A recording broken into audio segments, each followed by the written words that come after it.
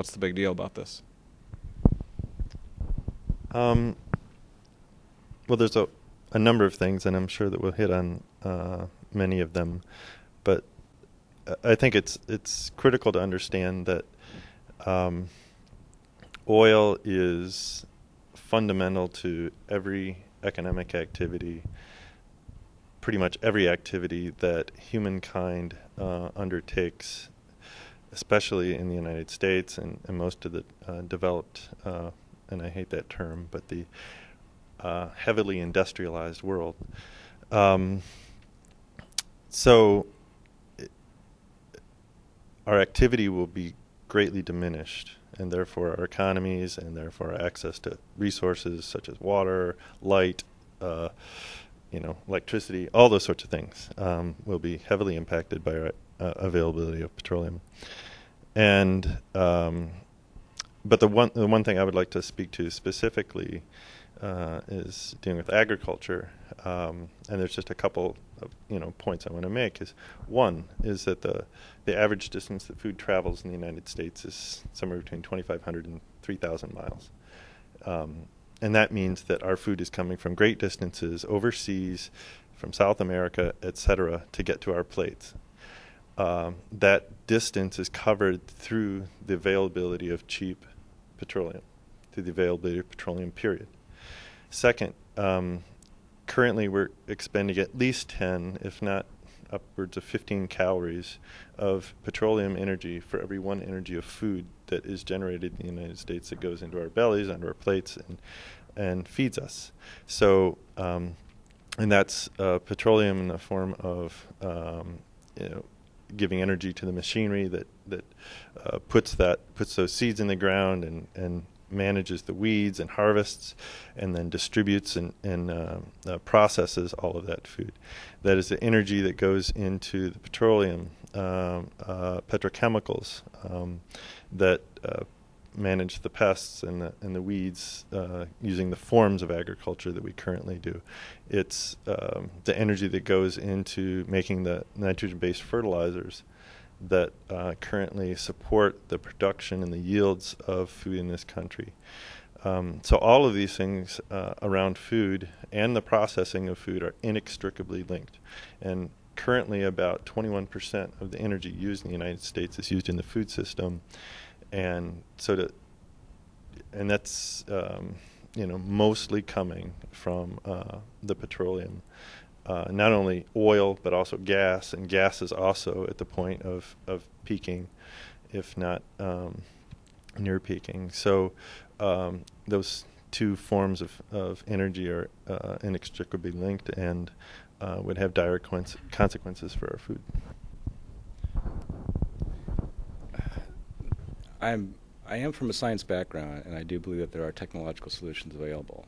But I'm reminded of a little story that was given by physicists who talked about equating the amount of natural resources on the planet to test tubes.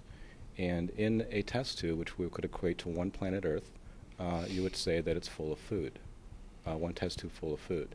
On top of that test tube, you would put a bacteria, which has the ability to consume food and divide itself and multiply every unit of time. And let's say that in 59 minutes, it ate halfway through the food. So you'd say, well, we are an intelligent society. We can find technological solutions. We can improve our agriculture. We can increase the yield of the natural resources that we have. So we have magically produced 3 more planet Earths. And now how much more time do we have? Well, if it took 59 minutes to get through the first half, you might only take 61 minutes to get through all the rest, because you are doubling at the current rate of consumption. That's the problem. At the current rate of consumption, you are doubling everything you eat.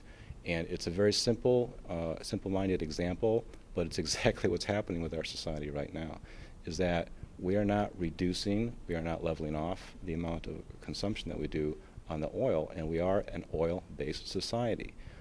If we were a photovoltaic society or a wind turbine society or a tidal generator society, we could say that, okay, no problem, we can find an engineering solution to find alternative sources of energy. But that is not how our society is built right now. Our society is largely, probably 95% plus, oil-based. and we can't find an easy technological fast solution out of that? Probably required reading, I think, for anyone who wants to understand the issue of peak oil would probably have to be, at least I believe, would be the Hirsch report. And, it was commissioned by the Department of Energy in 2005. And the conclusions, they assumed a 2% decline rate, which was, very, very, it was conservative. It's what they saw, believe in the lower 48. Prior to some of the technological advancements for extraction. And since then, like the North Sea has the decline rates, upwards of 8 in Cantarell in Mexico. So they assumed a 2% decline rate at the point of peaking. And the point of the report was to see how many years it would take of preparation before try to cushion the economic blows that would result from 2% a year decline.